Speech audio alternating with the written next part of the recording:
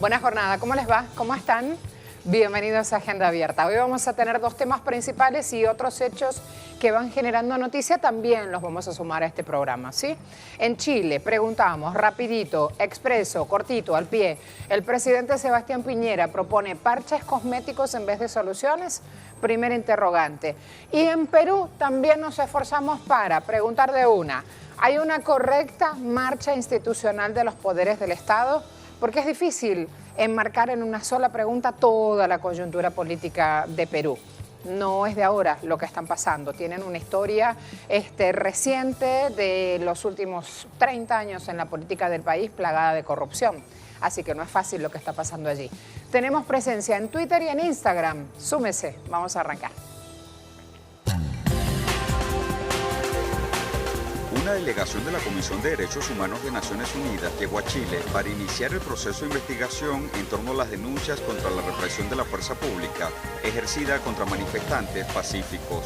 Diversas organizaciones e instituciones civiles, así como movimientos sociales, preparan documentos sobre la sistemática violación de los derechos humanos, detenciones ilegales, agresiones y abusos cometidos por los carabineros. Ante esta situación, el gobierno de Sebastián Piñera emitió un decreto donde autoriza el levantamiento del estado de excepción en varias regiones. Sin embargo, el mandatario chileno mantiene la orden de despliegue de fuerzas militares en todo el país, con el objetivo de retener la rebelión popular que tiene más de 10 días, rechazando las políticas neoliberales y exigiendo una profunda agenda y demandas sociales.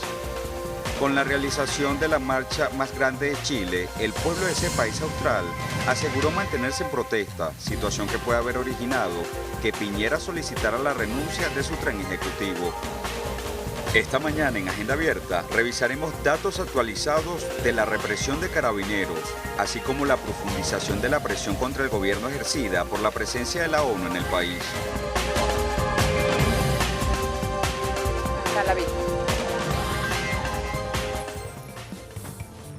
Fíjense, ¿qué dice el portal 24 horas? 12 pacientes al día con trauma ocular severo por uso de balines en manifestaciones. Según el último reporte del Instituto Nacional de Derechos Humanos, 127 han resultado con graves lesiones oculares por disparos de proyectil. El Colegio Médico calificó esto como una emergencia sanitaria y llamó a prohibir el uso para controlar el orden público. ¿Qué tipo de municiones están utilizando en estas protestas? Otro interrogante, ¿han respetado los protocolos las fuerzas del orden? Vamos a avanzar. Un nuevo portal, Cooperativa en este caso. Carabineros abrió 14 sumarios para investigar responsabilidades por violencia policial. La fuerza pública investigará eventuales responsabilidades de funcionarios luego de estas denuncias de violencia policial durante las manifestaciones contra el gobierno de Piñera. Las indagatorias son fiscalizadas por el propio director de Carabineros, quien comunicó que deben hacerse a cabalidad, caiga quien caiga, todas estas pesquisas. Además, portal El Mostrador de Chile, misión de ONU, investigará violaciones a derechos humanos, retrasó su llegada a Chile. Esta misión enviada por la alta comisionada de la oficina, Michelle Bachelet, que también es de origen chileno, una comisión que busca investigar violaciones a los derechos humanos en las recientes protestas, aplazó su llegada. Esa llegada estaba pautada para el lunes. El grupo, son 3 expertos, trabajará en terreno 4 semanas, reuniéndose con miembros del gobierno, representantes de la sociedad civil, víctimas e instituciones de derechos humanos. En los próximos días es lo que dijeron acerca de cuándo llega justamente esta comisión. Hasta ahora no hay fecha específica. Además de esto, ¿qué plantea el Instituto Nacional de Derechos Humanos del país? Fíjense, esta información, este reporte tiene fecha 28 de octubre del 2019. Heridos, hay 1.132 en hospitales. Allí tienen, de acuerdo a cada lesión, el número. Con disparos de bala hay 38 hospitalizados. Perdigones 295, armas de fuego no identificadas 238, balines 24, personas con heridas oculares 127. Allí tienen el número de heridos, ahora detenidos, 3.243 es el número total, 552 mujeres, 220 hombres, niños 347. Allí tienen entonces también el reporte, hago hincapié en la fecha. Luego, Ravina Shamdasani es la portavoz de la Oficina de Alta Comisionada de Derechos Humanos de Naciones Unidas. Ha dicho la decisión de enviar una misión de verificación a Chile para examinar las denuncias de violaciones a derechos humanos fue anunciada el pasado 24 de octubre por Michelle Bachelet. Allí tienen el pronunciamiento. Repetimos, esa fecha de llegada de esta comisión aún no se conoce.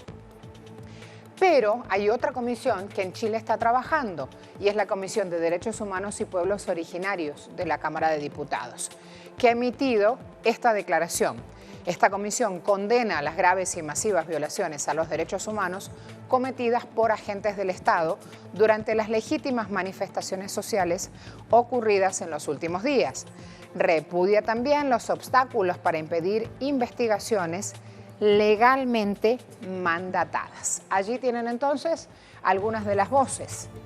Entre tantas cosas que pasan en Chile, a raíz de estos episodios de represión ordenados por el presidente Sebastián Piñera y su ministro del Interior, fíjense que se ha publicado una encuesta donde se mide cuánta aprobación o cuánto apoyo popular recibe Piñera en su gestión. 14%, solamente tiene 14% de aprobación, 15 puntos menos que la semana anterior. Es el presidente con la más baja aprobación, al menos desde que volvió la democracia a Chile. Allí tienen un punto importante de revisar ahora, el punto de la desigualdad económica en el país. Año 83 corrió una dictadura militar con índices económicos a la baja, pobreza plantada en un indicador 4,7%.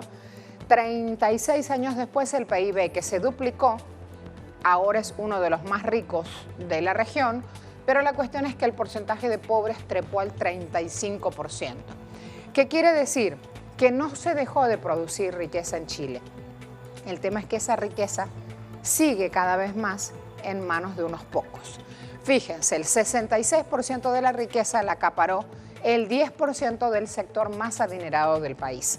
Más de 3 millones de personas están en situación de pobreza. Estos son indicadores oficiales.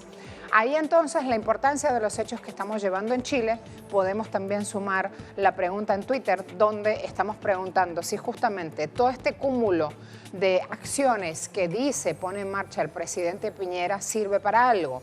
Decir que hay o anunciar cambios de gabinete en Chile de 8 integrantes solamente cuando hay 24 integrantes en ese gabinete, preguntamos, ¿son solo cambios cosméticos?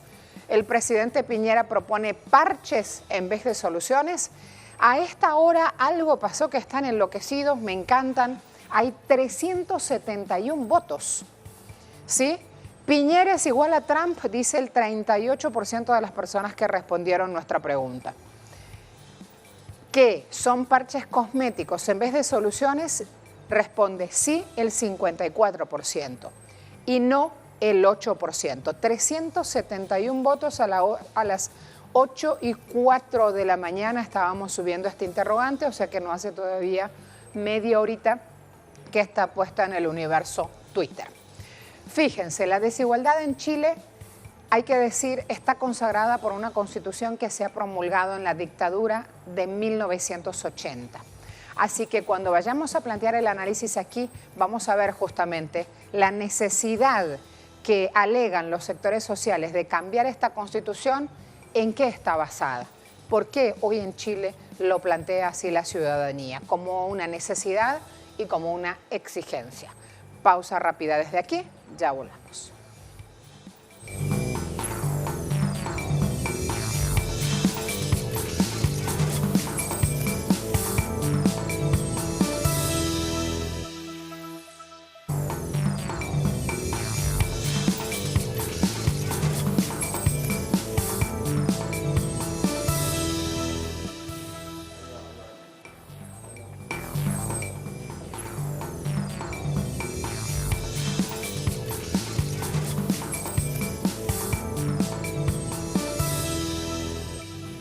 Fíjense que antes de abrir el análisis, hace segundos nada más, Madeleine García pone en red social Twitter una publicación donde justamente aparece un medio de comunicación que se retracta luego de haber ensuciado al gobierno de Venezuela con sus afirmaciones. Ya voy a abrir ese portal. Me voy con esta información de hace segundos nada más de Madeleine García.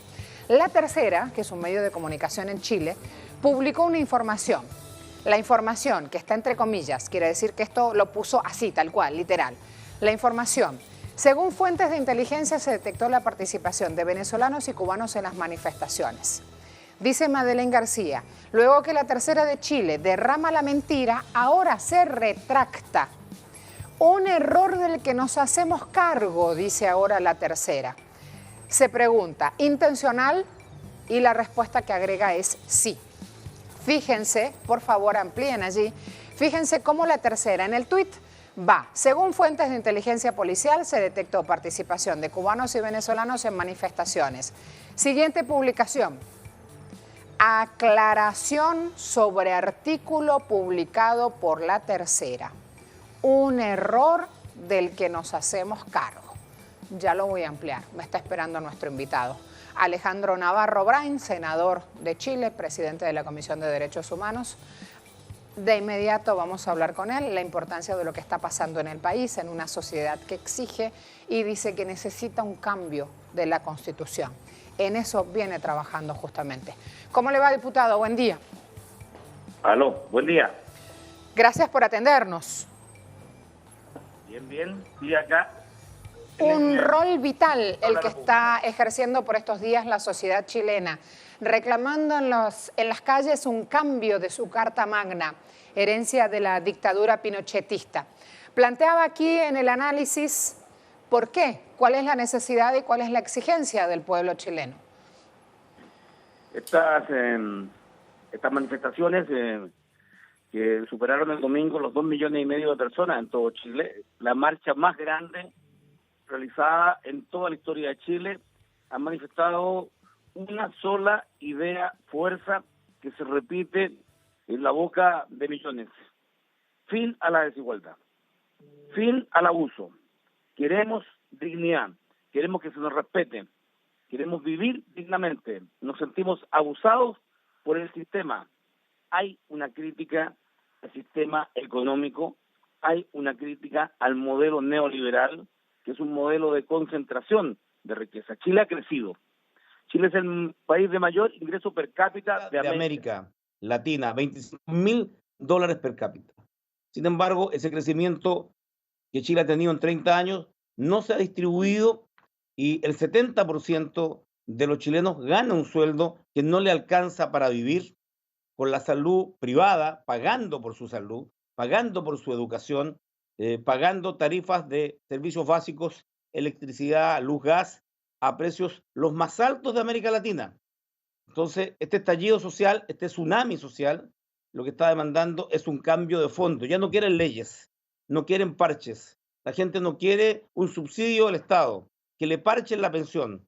Quieren un sistema económico que respete la dignidad y que cuando el país crezca, se reparte esa riqueza. No quieren más leyes. Yo he sido crítico del Senado, que discute una agenda social de subsidios o de seguros catastróficos para salud, que significan transferencia de recursos desde el Estado a los privados, que es precisamente lo que la gente rechaza al decir de que claramente el apoyo del Estado a los privados no ha significado bienestar para ellos. ¿Cómo van a asegurarse ese bienestar justamente reformando una Carta Magna, Alejandro? Mira, en 30 años de democracia, recuperamos la democracia después de Pinochet, el año 90, se han ensayado movilizaciones masivas, cambio a las leyes, y después de 30 años exactamente, la gente comprende de que lo que se requiere es que estos derechos fundamentales radiquen en la Constitución, una Carta Magna que permita de que esos derechos se respeten por cualquiera sea el gobierno que esté. Entonces, nueva Constitución ahora, Asamblea Constituyente, está en boca de millones de que hace un tiempo decían que querían cambios, pero ahora han identificado y han hecho una propuesta potente, clara, definida. La Constitución de Chile, yo lo he dicho y lo reitero, es una constitución arcaica, agotada, nauseabunda, es una constitución presidencialista en extremo, monárquica, y excluye todo tipo de participación.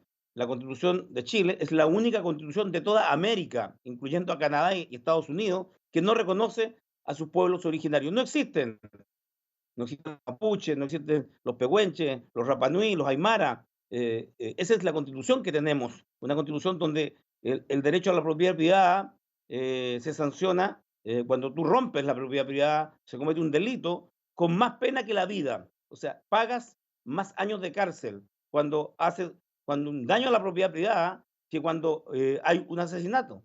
Y eso revela que esta constitución no es la constitución que Chile hoy día para el siglo XXI pueda tener para mayor igualdad social. Cuando hablamos de que ya hay previas, que ya están en marcha asambleas buscando trabajar temas que sean incluidos en esta Carta Magna, ¿cuáles son esos temas? Temas esenciales, básicos. Fíjate que el derecho al transporte público se ha puesto por la ciudadanía como un derecho que no está en la Constitución.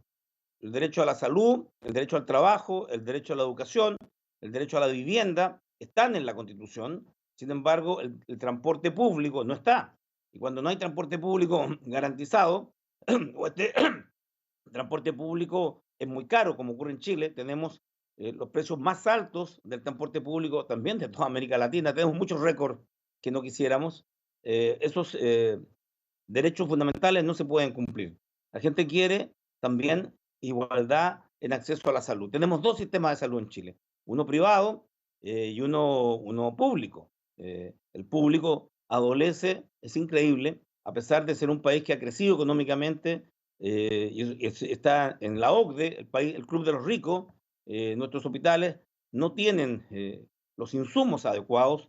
La semana pasada, el Colegio Médico de Chile, es un colegio, uno diría, conservador, realizó un paro nacional demandando que se invierta desde lo público, en los hospitales públicos, donde se atiende el 70% de los chilenos, se generen recursos para los insumos.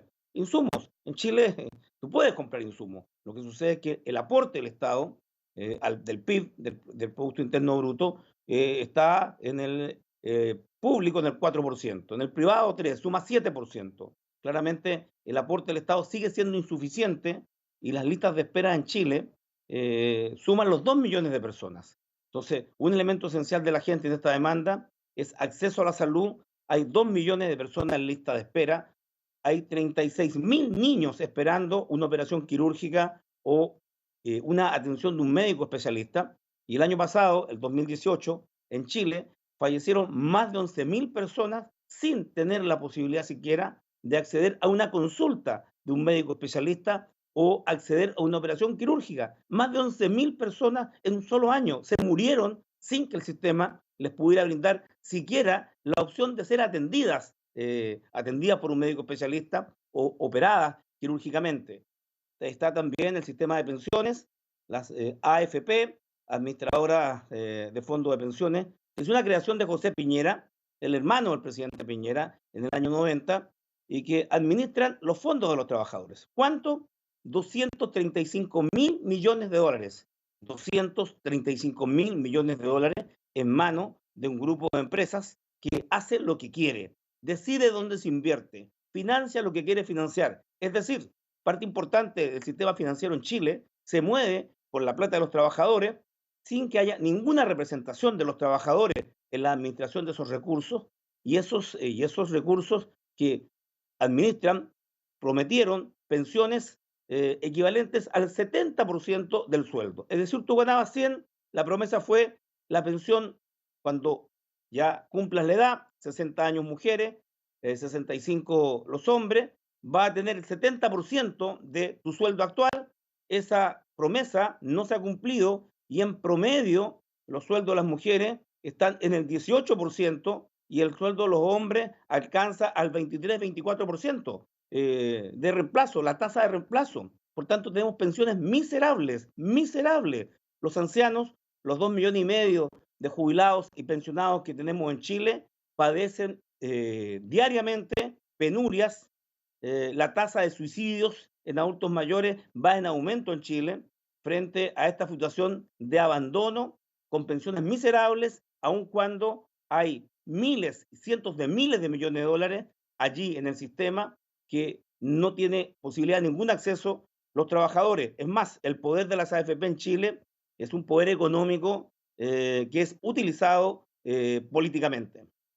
Gracias, Alejandro. Me voy con Paola Dragnik de inmediato, que también está en Chile, para preguntarle si estos cambios anunciados por Piñera eran específicamente los que querían o esperaban los ciudadanos. Paola, adelante. Específicamente cambio de gabinete, que a esta hora veo es trending topic en redes sociales en tu país y todos los medios de comunicación tienen este interrogante. Voy a mostrar la portada de Publimetro, Paola, preguntando, cambio de gabinete, ¿son los cambios que la ciudadanía esperaba?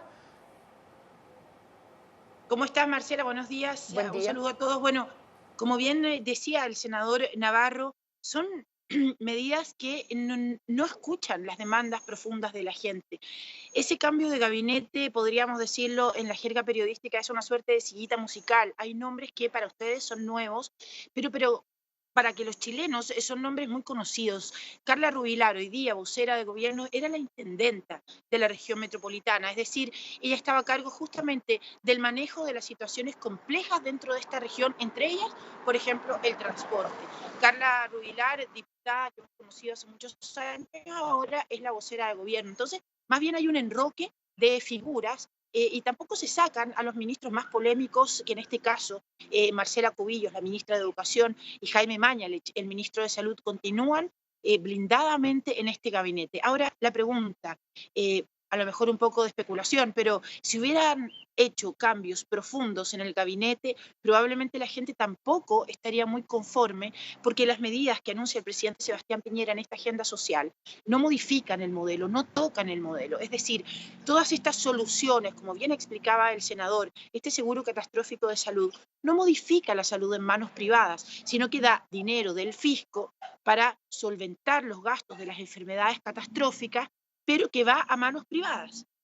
Es decir, no hay una comprensión que la demanda de los chilenos profunda tiene que ver con acabar con esta privatización absolutamente de todo. Pablo Neruda, el poeta chileno, en sus odas, tiene Oda al aire y hablaba de la privatización del aire.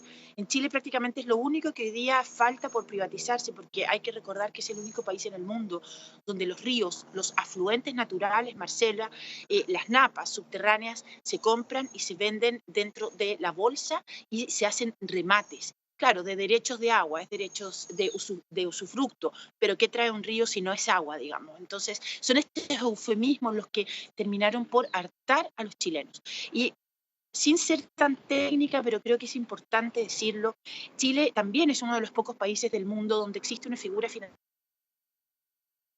¿Por qué es tan importante comprenderlo? Porque el anatocismo es el interés sobre el interés.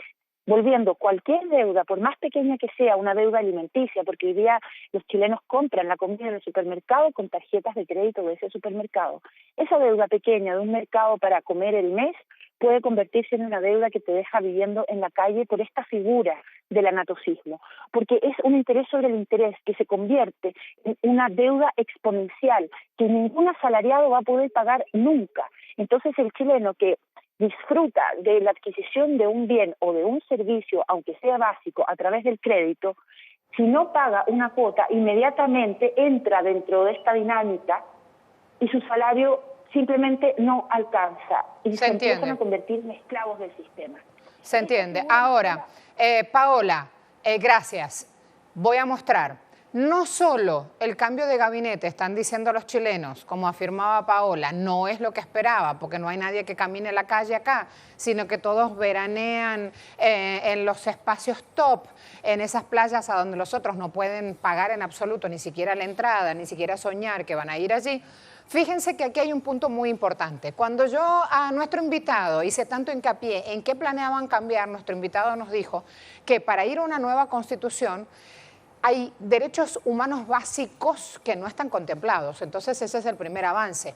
Ni siquiera mencionó un matrimonio entre habitantes, entre personas del mismo sexo. No mencionó derechos de la comunidad LGBTI. No mencionó laicidad en la educación. No mencionó temas como, por ejemplo, algún proyecto de ley para contemplar el aborto, aunque sean determinados casos que ya son temas que ya están estipulados y legislados en cualquiera de los países que hacen parte de la OCDE, como decía nuestro invitado. La cuestión aquí es que no solamente ese debate viene tan atrás, sino que en este cambio de gabinete que los ciudadanos dicen no es lo que esperábamos, también está incluido un hombre señalado por homofóbico. Voy a seguir avanzando en este portal que es Publimetro para mostrarles cómo desde la Fundación Iguales, que trabaja justamente porque los derechos de cualquier ser humano, sea cual fuera su elección sexual, los derechos sean los mismos, desde Movil, desde Fundación Iguales, criticaron la nominación de Julio Isamit como ministro de Bienes Nacionales. El nuevo secretario de Estado había realizado polémicos tuits sobre la comunidad LGBTI. Entre esas publicaciones se encuentra una en la que señaló, obvio que tiene que haber respeto a la dignidad de todos y cada uno. Distinto es el matrimonio gay. Si avanzan en esa imagen, si van subiendo, se van a encontrar justamente con la cara de este hombre, un hombre muy joven, Rolando Jiménez, uno de los luchadores justamente por la igualdad de todos los derechos de todos los habitantes en Chile, opinó que Isamit es una persona extremadamente intolerante que roza el fanatismo. Por su parte, Isabel de Iguales calificó el nombramiento de Isamit como preocupante. ¿Y qué dijo Isabel? Nos encontramos directamente con personas que están absolutamente en contra de la igualdad de derechos. Imagínense. Allí entonces vemos cómo se reproducen pichones de Bolsonaro. Así que cuidado entonces con lo que pase de aquí en más con estos nombres en la política chilena. Avanzo. Me estoy yendo ahora. Muchas gracias, tengo que decir en principio. Muchas gracias. Me estoy yendo a la pregunta que pusimos en Twitter para llevarles las respuestas. ¿Por qué? Porque hay un índice de participación muy alto. No hemos completado aún la hora de publicación de este tuit y la cantidad de participaciones. Ahora, 452, me dice Franklin, nuestro productor. 452 participaciones. Preguntamos, ¿el presidente Sebastián Piñera propone parches cosméticos en vez de soluciones? Respuesta, 56% dice sí, 7% dice no y Piñera es igual a Trump, dice 37%. A todos muchas gracias, tienen todavía 23 horas disponibles para responder este interrogante.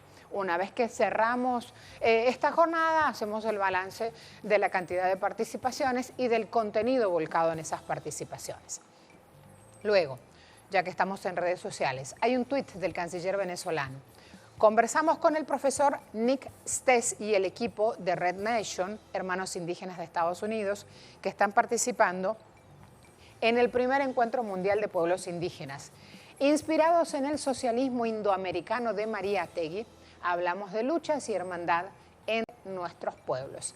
Allí tienen estos ciudadanos de origen estadounidense sosteniendo este encuentro con autoridades de Venezuela. No solo autoridades gubernamentales, también con luchadores sociales en este país. Sigo avanzando. Ahora en caso de conmemoraciones. ¿Por qué? Porque la prensa de este país, la prensa de la Fuerza Armada Nacional Bolivariana, está celebrando hoy esta efeméride. Está mencionando al mundo la importancia de un hecho que se dio hace 11 años cuando se lanzaba el satélite Simón Bolívar.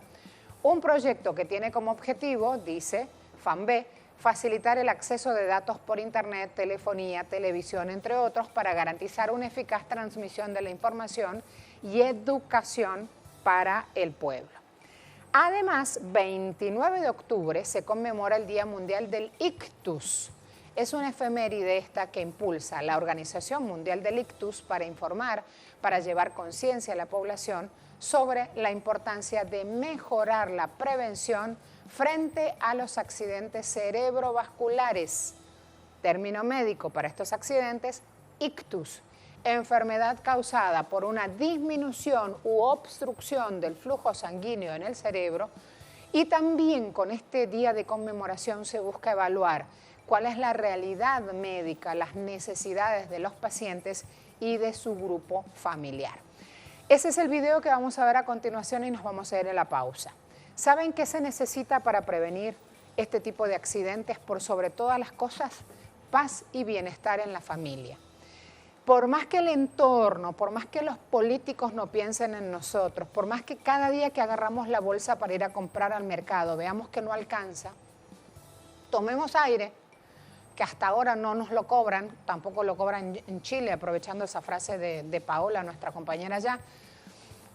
Tratemos de reforzarnos, pensemos en nuestros hijos y focalicemos en que tenemos que seguir adelante lo más sanos que podamos, porque cuando la chispa se nos escapa es muy rapidito el momento en el cual aparece un accidente cerebrovascular. Traten de caminar, aunque el transporte sea malo como aquí, aunque sea muy bueno, tómense el ratito. Si la bici funciona, mucho mejor. Promuevan el ejercicio en la familia, la patineta con el niño, lo que se pueda. Si no hay nada extra, caminar, caminar, caminar. La alimentación con frutas y verduras y mucha, mucha agua. Este es un tema que parece que no es importante, pero es fundamental. Nuestra salud, nuestro templo, nuestro cuerpo, nuestro corazón. Ya vengo.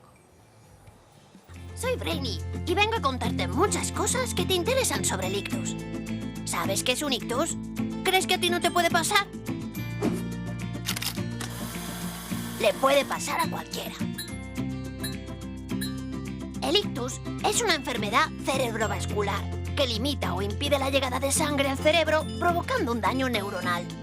Se divide en dos tipos: isquémico, un coágulo que obstruye el paso de sangre, o hemorrágico, la rotura de un vaso cerebral.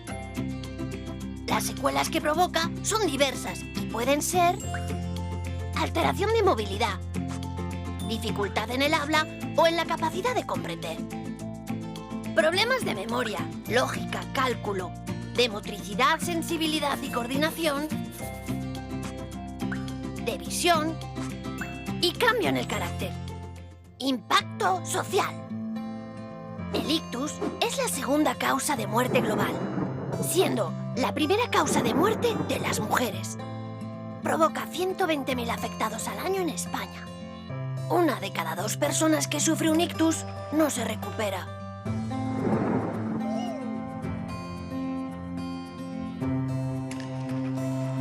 Es la primera causa de discapacidad mundial en el adulto. Pero traigo buenas noticias.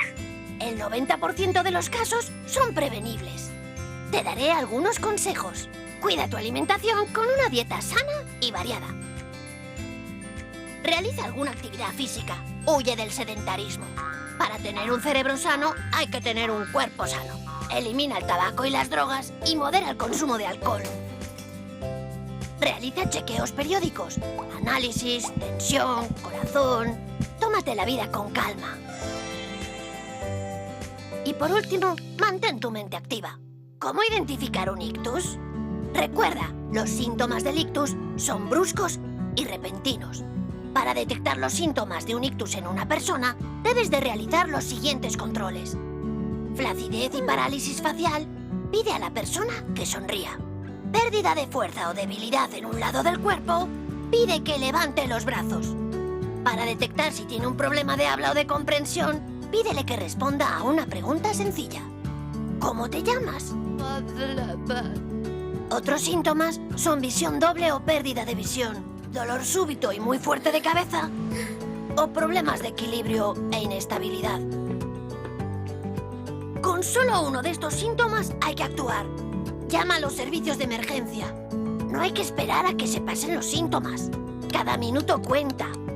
Mientras llega la ambulancia y se activa el código ictus, puedes hacer mucho para ayudar a la víctima. Coloca la cabeza y los hombros un poco elevados. Anota la hora de inicio de los síntomas. No le des de comer ni de beber. Podría atragantarse. No dejes solo al paciente y no le des ningún medicamento. Y si estás solo, deja abierta la puerta para que puedan entrar los servicios de emergencia.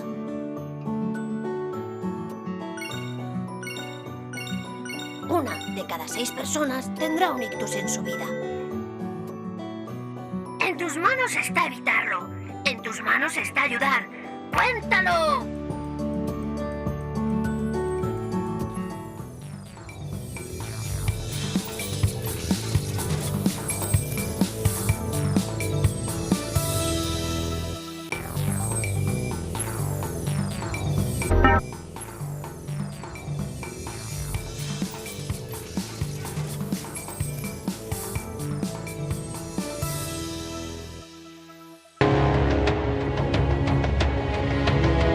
El Tribunal Constitucional de Perú se reunirá este martes para pronunciarse en torno a la demanda de la oposición contra el cierre del Congreso, ordenada por el presidente Martín Vizcarra.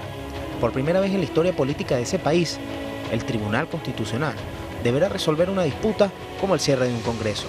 Por esa razón, los 7 magistrados del órgano tomarán la decisión en una sesión reservada sin acceso a la prensa. La decisión se dará a conocer después de debatir el proyecto de fallo encargado al juez Carlos Ramos. En caso de ser admitida, la demanda será evaluada en un lapso que fluctúa entre 3 y 4 meses. La demanda pide al Tribunal Constitucional que reabra el Congreso y restituya en sus escaños a los legisladores afectados por la decisión de Vizcarra. Hoy, en Agenda Abierta, haremos un seguimiento de este intento del mandatario peruano para llevar adelante su plan de lucha contra la corrupción que afecta a ese país.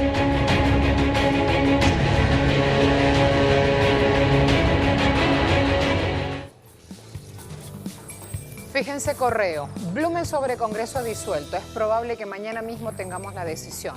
¿Quién es él? El presidente del Tribunal Constitucional, Ernesto Blume. Dice, es probable, el Pleno admita si entra o no a trámite una demanda competencial que interpuso el presidente de la Comisión Permanente, Pedro Olaechea, contra el Ejecutivo por disolver justamente el Congreso de la República.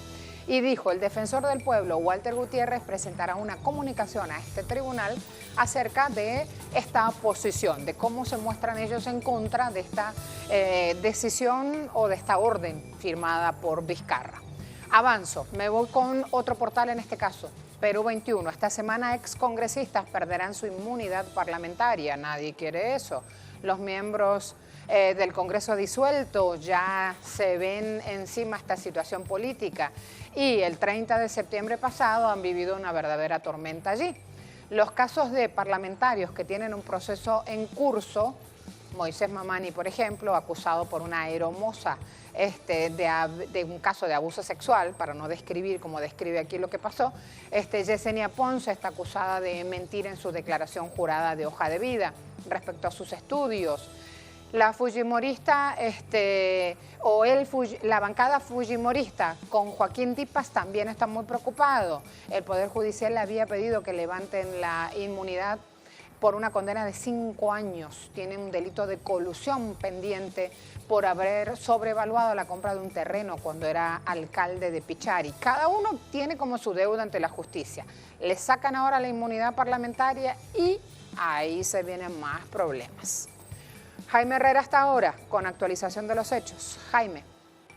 Muchas gracias por el pase. En efecto, el día de hoy se reúne el Pleno del Tribunal Constitucional para determinar si acepta a trámite esta denuncia de competencialidad que presentaron algunos congresistas contra el presidente Martín Vizcarra por la reciente disolución del Congreso de la República. Cabe indicar que se trata solamente de la primera etapa de este proceso, en la cual el colegiado de este tribunal determinará si es que admite este proceso o no. Ellos a partir de este momento, en todo caso, si aceptan deliberar sobre el particular, tendrían los 2 o 3 siguientes meses para discutir si efectivamente la disolución del Congreso se dio de manera constitucional o no. Durante este periodo, tanto la Procuraduría del Ejecutivo, del Palacio de Gobierno, como del Congreso de la República darían sus argumentos cada uno de si es que esta disolución del Congreso se dio dentro de los términos legales y corresponde continuar con ese proceso, pese a que ya se convocó a elecciones parlamentarias para el mes de enero del próximo año. Cabe indicar también que recientemente el Poder Judicial también desestimó una acción de amparo que se había presentado desde algunas bancadas del Congreso disuelto para que esta medida sea declarada nula. Por otro lado, se conoce ya que mañana miércoles el presidente de la República, Martín Vizcarra, y su gabinete en pleno estarán presentando su plan de gobierno. Esta ceremonia comúnmente se hace ante el Congreso de la República, pero sin embargo, como este poder del Estado se encuentra disuelto, lo hará en Palacio de Gobierno frente solamente a las cámaras de televisión y para que la ciudadanía pueda conocer efectivamente cuáles son los puntos centrales en los que ocupará su gobierno el presidente Martín Vizcarra durante el tiempo que le queda hasta julio del año 2021. Algunos pensaban que podría hacer esto ante la Comisión Permanente del Congreso de la República. Sin embargo, lo que ha dicho el presidente Martín Vizcarra es que este órgano no tiene facultades para escuchar este pronunciamiento ni tampoco para decidir sobre él. Por lo tanto, solamente lo hará desde Palacio de Gobierno. Nosotros estaremos pendientes al respecto de este tema para llevar más detalles al respecto. Con esta información volvemos a estudios. Adelante. Muchas gracias, Jaime. De inmediato me voy a leer respuestas a nuestra pregunta en Twitter. Preguntamos, ¿hay una correcta marcha institucional de los poderes del Estado? Respondieron ustedes, 21% sí, 51% respondió que no, 27% respondió Vizcarra no pudo. Allí tienen entonces las respuestas, 171 votos a esta hora, tiene menor participación que la de Chile, así que atentos, atentos, vamos, si contestan una también lo hacen a la otra. Luego, último minuto, fíjense esto, ¿se va a perder esta oportunidad Vladimir Putin? Lo decimos así. Último minuto, Putin afirma que aprovechará sin falta la invitación de Díaz-Canel para visitar Cuba. El presidente ruso dijo que aprovechará la invitación de su homólogo cubano para visitar la isla. Fíjense cómo tiene categoría esta información de urgente, arriba de todo. ¿Por qué aparece en rojo y urgente? Porque es una información de hace minutos nada más. Además de esto, les voy a mostrar una foto de Dmitry Medvedev reunido justamente, primer ministro de Rusia, reunido con Miguel Díaz-Canel Bermúdez, presidente de la República de Cuba, y la delegación que lo acompaña en su visita a esa nación. Cliquen sobre la foto. Miren esa mesa de trabajo, parece una autopista. Dios santo, ¿cómo hacen para pasar aquí? Pensamos con Mario, el coordinador. ¿Cómo hacen para pasar acá las bandejas, la comida, los encuentros? Alguien pide agua. Miren qué impoluto todo. ¿Dónde están los vasos con agua? No parecen humanos de tan precioso todo. Tremendo. Las banderas, los equipos de televisión y absoluta concentración. Miren este espacio de trabajo. Maravilloso. Díaz-Canel, hemos dicho antes, está en la nación rusa en una jornada de trabajo donde planea reforzar vínculos bilaterales y mover más aún la balanza comercial planteada entre ambos países. Así las cosas, me prepara un cambio, decisiones que toman nuestros gobernantes y que afectan nuestros bolsillos.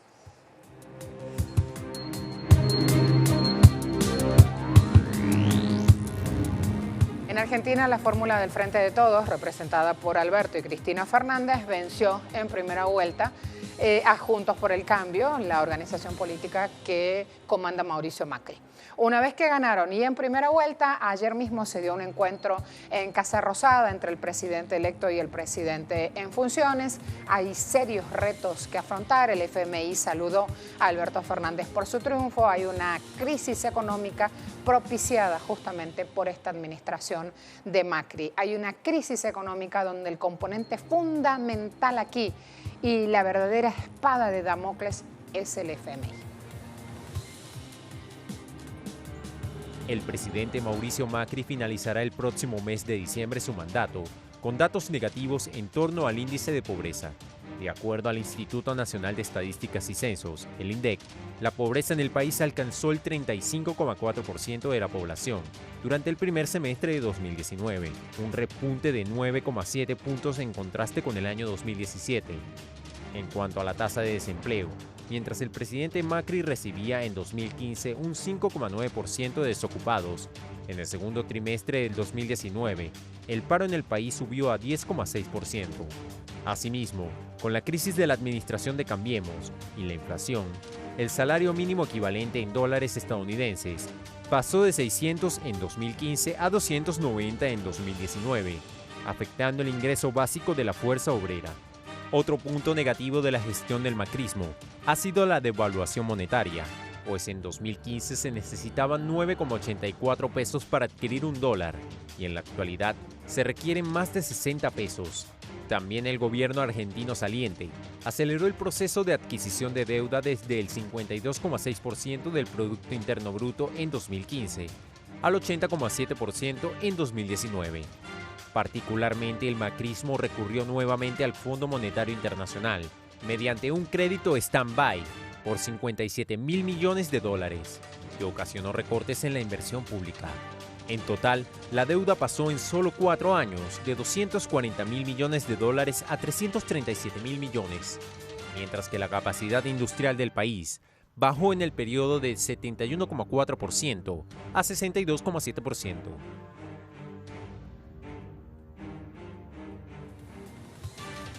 Fíjense además, insisto cada vez que hablo de la economía mundial y digo, es una época de vacas flacas, atentos, hay desaceleración económica. Y aquí el dato, confirmación. En Estados Unidos el Departamento de Comercio informó, septiembre pasado el déficit comercial de bienes superó los 70.000 millones de dólares. Hay un reporte que indica que las exportaciones cayeron 1,6% por el descenso que ha tenido el país en los envíos al exterior de alimentos y automóviles. Y en el caso de las importaciones se registró una caída de 2,3%, o sea, Estados Unidos no compró a otros países, descendió esas compras en esa tasa porque hay menores ingresos de suministros industriales, bienes de capital, consumo y vehículos. Según el presidente Trump, estos índices se deben por prácticas abusivas que hacen los socios comerciales de Estados Unidos, cosas que para muchos economistas resulta falso y opinan que estos indicadores se dan consecuencia de que Estados Unidos lo que hace es gastar de manera sistémica más de lo que produce. Allí ese dato fundamental. Ahora la pausa y volvemos. Me esperan en Argentina, me esperan en Bolivia, el mundo deportivo, hay mucho más para compartir.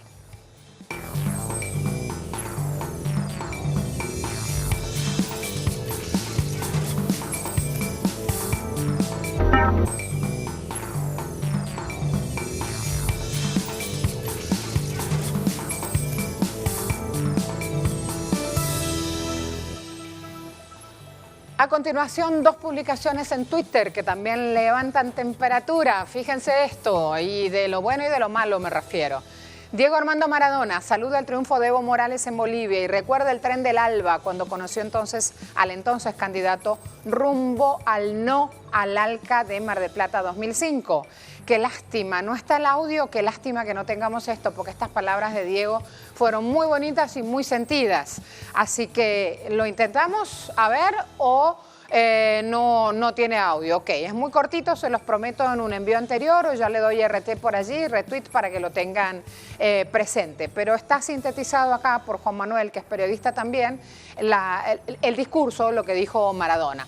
Y fíjense que Evo Morales, conmovido, agradecido, le dijo, además, este es otro tuit de Evo, vamos al de Maradona, le agradeció a Diego Armando Maradona, Evo Morales, justamente que se acordara de él en este momento, donde hay un triunfo en las urnas y una larga tarea por hacer, justamente en Bolivia. Vamos por favor, a Evo Morales, a la cuenta de Evo Morales, donde van a encontrar, abajo de ese pronunciamiento de López Obrador, está también el tuit donde le agradece a Maradona. Hay ahí una relación de larga data, porque ambos son fanáticos del fútbol. Cada vez que juega la selección de uno u otro país, se enganchan hablando por redes y van siguiendo la trayectoria. Maradona profundamente identificado con la causa libertaria del presidente Evo Morales en Bolivia y a su vez el primer mandatario boliviano profundamente seguidor y admirador de la tarea en el mundo del fútbol de Diego. Un sincero agradecimiento al hermano Diego Maradona por su acompañamiento permanente y sus felicitaciones por el triunfo del pueblo boliviano en las elecciones del 20 de octubre, dice Evo Morales. América Latina es la patria grande, que se construye con dignidad, identidad y solidaridad. Así entonces las cosas, me voy de inmediato con Freddy Morales, que me espera en Bolivia. El gobierno invitó a Carlos Mesa a sumarse a la auditoría de votos de las elecciones, una auditoría que va a ser OEA. ¿Es así, Freddy? ¿Cómo ha sido recibida esta invitación? Hola Marcela, buenos días. Efectivamente fue el vicepresidente Álvaro García quien esta mañana en una rueda de prensa, sin preguntas, hizo conocer esta invitación al candidato Carlos Mesa para que se sume a esta auditoría que realizarán la Organización de Estados Americanos, además de los gobiernos y expertos de México, Perú y Paraguay y otros países hermanos, dijo el vicepresidente. Hizo conocer que insta a Carlos Mesa a responder de forma positiva y cuanto antes para que se inicie este trabajo. Entre tanto, Marcela, informar que se han reanudado en La Paz, mucho menos que ayer, pero otra vez hay bloqueos de calles por parte de muy pocas personas en cada sitio de bloqueo. Eso es lo característico de este tipo de protesta en los últimos días en la sede de gobierno. Puede haber hasta una persona cuidando 4 cintas de bloqueos que cruzan la calle y alguna bandera boliviana extendida. La policía por primera vez hizo conocer que habilitará la ruta troncal de la ciudad de La Paz para el tráfico vehicular. En los últimos 6 días en que se han producido este tipo de bloqueos, la policía no hizo nada para levantar los mismos. También informarte que en la jornada de ayer lunes fue particularmente violenta. Se han registrado 40 heridos según los medios de comunicación locales. En el Plan 3000, un barrio muy grande de la ciudad de Santa Cruz, que se resiste a acatar la instrucción de huelga indefinida del Comité Cívico del Departamento de Santa Cruz, se produjo la mayor cantidad de heridos, 5 de ellos de bala y 1 en estado crítico. Según los medios han informado y registrado además con imágenes, un pistolero incrustado entre o que forma parte de las movilizaciones del Comité Pro Santa Cruz, disparó 15 veces y en 5 oportunidades afectó a personas, una de ellas en estado crítico según un informe policial. El presidente Evo Morales, precisamente ayer en una gran concentración en la ciudad del Alto, vecina de La Paz, hizo conocer y denunció que para esta jornada, dijo el presidente, este martes, por hoy, es definitivo para la oposición política porque realizarán un cerco en torno a la Casa Grande del Pueblo, que es donde se encuentra la administración del país. Y dirigentes cívicos que se encuentran en La Paz y que son parte de toda esta coordinadora del candidato Carlos Mesa han confirmado que efectivamente a partir de las 3 de la tarde de hoy cercarán todas las inmediaciones, todas las calles adyacentes a la Casa Grande del Pueblo y que también lo harán en otras instituciones públicas. Explicaron que la finalidad es asfixiar al Estado. Entre tanto, y finalmente, Marcela, recordar que ya hay grupos de organizaciones sociales que están reaccionando frente a esta embestida del candidato Carlos Mesa y los sectores opositores por desconocer los resultados de las elecciones del pasado domingo 20 de octubre. Ayer llegaron mineros y se anuncia la llegada de más trabajadores mineros a la ciudad de La Paz. Los productores de coca del Chapare ya tienen absolutamente cerrada la carretera que une a la ciudad de Cochabamba con la ciudad de Santa Cruz. Los campesinos han instruido el inicio de los bloqueos de caminos a nivel nacional. Esa es la situación en Bolivia, Marcela. Muchas gracias, Freddy. Será hasta la próxima. A todos muchas gracias. Nos faltó tiempo para seguir nuestro recorrido latinoamericano por Buenos Aires y ver qué está pasando allí hoy, pero en las próximas emisiones, por supuesto, lo hacemos. Y además nos faltó tiempo para el ámbito deportivo. Hay una previa bien interesante entre el Real Valladolid y el Barça, fútbol español. Hay otras cuestiones ahí con Garín también. Había una pauta muy interesante de temas variados en el ámbito deportivo, pero, señores, ha concluido nuestra hora. Qué bueno que estén ahí. Los espero nuevamente mañana.